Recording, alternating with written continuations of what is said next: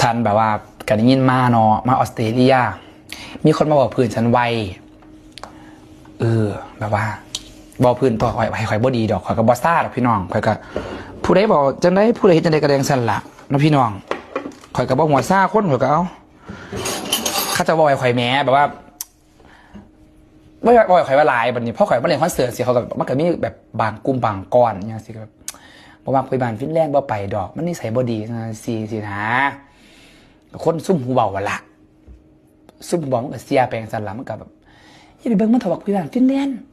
อันสินะพี่น้องเนาะอุ้ย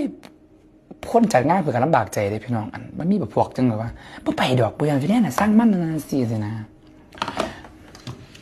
ก็มีเยอะอันนี้โอ้ยมันเป็นเกย์ตัวสันไปเบิ่งมันเห็นอย่างสันมันเป็นเกย์นั่นน่ะสันนี่สินะป้าถอยว่า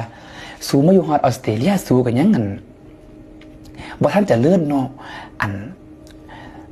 ยังมีการมาอยู่เว้ยบ่เบิ่งมันดอกมันเป็นเกย์ปะนะอุ้ยกูอยากถอนสัญชาติกูอยากถอนวีซ่าขึ้นคือมาอยู่เมืองศรีวิไลเมืองเจริญรุ่งเรื่องออสเตรเลียเขาเป็นทุกคนสิทธิเท่าเทียมมึงยังมาหาผู้นั้นผู้นี้เป็นยิ่งเป็นซ่าอยู่นี่อยู่โอ้ยกูอยากหัวหลายอีหลีอันเพราะฉะนั้นเขาไม่บอกให้ฟังว่าเขาไม่บอกให้ฟังแบบชัดเจนมีหลักฐานพร้อมล่ะเขาจะเปิดคลิปเสียงกับพี่พาบุญหลับพี่น้องเขาเปิดเบอร์ซื้ออันว่าไปเบิ้งมันดอกมันเป็นยังไงสิเขาผู้นี้บอกให้ฟังมันก็จะมีแก๊งหนึ่งที่เขาจะแบบรวมตัวไม่ชอบพื้นบ้านฟินแลนด์สินะมันก็จะมีแก๊งไม่ชอบอยู่แก๊งตุ้มนั่นแหละเขาไม่ชอบเขาก็แบบรับข้อมูลมันไม่อาจจะรับข้อมูลมันไม่ถูกต้องหรือมั้งเราก็เลยไม่ได้อะไรแต่ว่าสุดท้ายแล้วคอนเสิร์ตเราคนก็เยอะเหมือนเดิม ถูกปะมันจะมีแก๊งแบบไม่ชอบเราแล้วก็แบบตุ้มกันพอต่อเบิ้งมันดอกสินะบันนี้พอแต่งานเริ่มขึ้นคนหลายกว่าที่มันบอกหน่อยไหมคนมันเยอะเนาะ FC เราคือ FC ผมเนี่ยไม่ใช่ FC สายแบบฟังเพลงหมอลำอย่างเดียวนะ FC ผมเขาติดตามเพราะว่าแบบดูตั้งแต่สมัยอยู่ฟินแลนด์อะไรเงี้ยเขาไม่ได้สนใจว่าใครดังไม่ดังเพลงนะเขามาดูผู้ใหญ่บ้านฟินแลนด์เขาไม่ได้ว่าโอ้ยเพลงนั้นไม่ดังเพลงนี้ไม่ดังบัวเขาเบิ่งแบบฟินแลนด์โอ้ยซื้อขัดเขาฟังเพลงผุนเขาไปเบิ่งผุน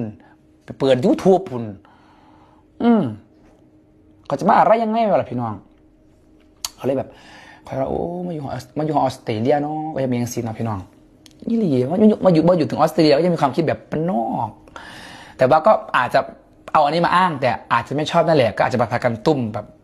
มันก็จะมี2 ฝั่ง2 ฝ่ายสินะแบบมากบ่มากสิเขาบอกว่าสิเนี่ยพี่น้องไม่ต้องขอเดือดเงินเลี้ยวเขาก็สบายด่าเขาเลี้ยวคนเบิ่ง2 คน 3 คนก็แล้วแต่ขอเดือดเงินมาแล้วเนาะพี่น้องแต่ก็บ่เคยมีดอกเลยคอนเสิร์ตคนเบิ่ง3 คน5 คน10 คนบ่มีเต็มทุกงานอิ่มนำตำนานทุกงานมวนทุกงานพี่น้องโจกตาลูกค้าแบบสุดพลังเขาก็คอยเป็นตายไอเทศนะพี่น้องเนาะหลังเลือกงานนี่FCคนไหนแบบสนุกเนี่ยคอยดึงไปเที่ยวนะเว้ยเหมือนไปเมืองซิดนีย์อย่างเงี้ย FCคนไหนบินมาไกลๆหน่อยมาตุ้มมาเขาก็ตุ้มไปเที่ยวไปยังเขาตุ้มเอาคนไปขึ้นอย่างนี่พี่น้องไม่ต้องห่วงคอยแวนคนโบยคนองค์นะพี่น้องเนาะ